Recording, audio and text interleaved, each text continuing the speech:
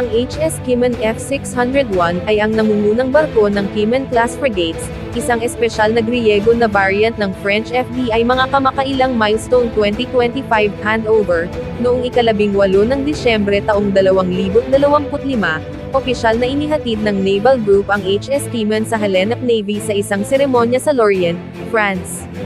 Teknikal na pagtutukoy dinisenyo bilang digital, multi-mission platform, ang Kimen-class ay iniikma para sa high-intensity naval combat.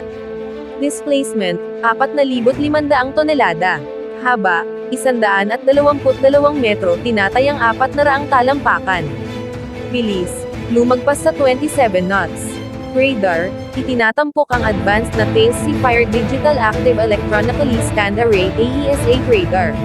Pangunahing disenyo, kapansin-pansin sa kanyang inverted bow, piercing hull, at ang PSIM Panoramic Sensor and Intelligence Module Integrated Mast. Armament Standard 2 configuration, ang variant ng Greek ay mas armado kaysa sa katapat nitong Pranses upang matugunan ang mga estratehikong kinakailangan sa Mediterranean, anti-air, 32 vertical launch cell para sa Aster 30 missiles. Anti-ship, 8 Exocet MM-40 Block 3C missiles. Anti-submarine, MU-90 torpedoes.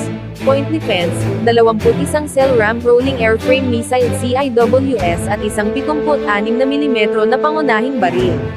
Aviation, hangar at deck para sa isang MH-60R Seahawk helicopter at isang unmanned aerial vehicle UAV.